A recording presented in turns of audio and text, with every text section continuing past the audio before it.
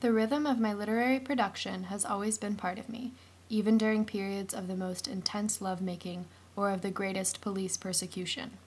Writing crowned or complemented all other pleasures as well as all other calamities. Reinaldo Arenas.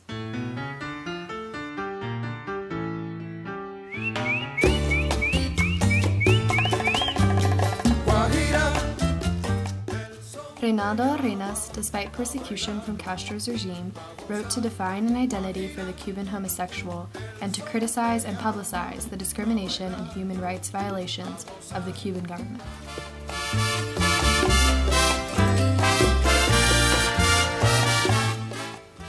Cuban writer and gay activist Reinaldo Arenas was born July 16, 1943. He grew up on a rural farm in Cuba, removed from the influence of the metropolitan area. His childhood was characterized by a broken home. His father deserted his family, and his mother became emotionally distant and unaffectionate. He had his first homosexual experience at age 8 with his 12-year-old cousin. In the early stages of Castro's July 26th movement, Arenas supported the revolution as a student and an intellectual. He even ran away to join Castro's movement as a guerrilla fighter, essentially beginning his life as a rebel in hiding. In 1963, Arenas received a grant to go to the University of Havana. Moving to this metropolitan area exposed him to a more diverse and radical environment. It was when he moved to Havana that he began to make his name for himself as a writer. His support for Castro waned as a result of the poor conditions his family was forced to live in, the censorship of his writings, and Castro's persecution of homosexuals. He was expelled from the University of Havana in 1965 for dubious morality and political ideology. He was arrested and imprisoned in 1974 until 1976. The events he witnessed while in jail colored his writings in a very political way.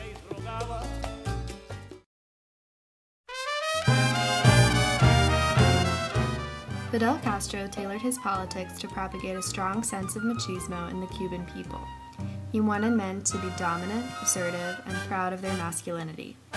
To achieve these goals, Castro worked hard to silence dissidents, homosexuals, and general artistic expression. The following clip from the 2000 movie, Before Night Falls, demonstrates the political manipulation of the Castro government.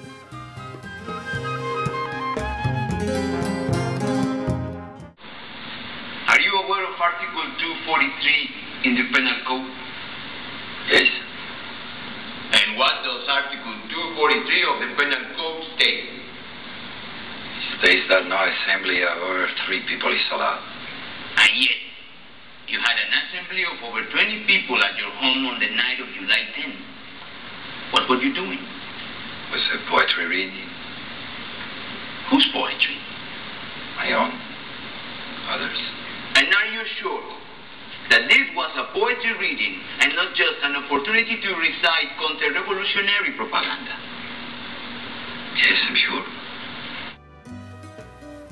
Fidel argued that he was creating a new country, that he needed strong men for the war, athletes, men without psychological weaknesses who couldn't be blackmailed, that the homosexual was a bad example for young people. Rafael Ocasio. Castro put these prejudices into play by creating laws to oppress these groups. Between 1965 and 1968, homosexuals were rounded up and forced into reintegration camps, where they were taught through brutality how to be real men. In essence, it became illegal to be homosexual. I think that in Cuba there was never more fucking going on than in those years, the decade of the 60s, which was precisely when all the new laws against homosexuals came into being, when the persecution started and concentration camps were opened, when the sexual act became taboo while the new man was being proclaimed and masculinity exalted. Reinaldo Arenas.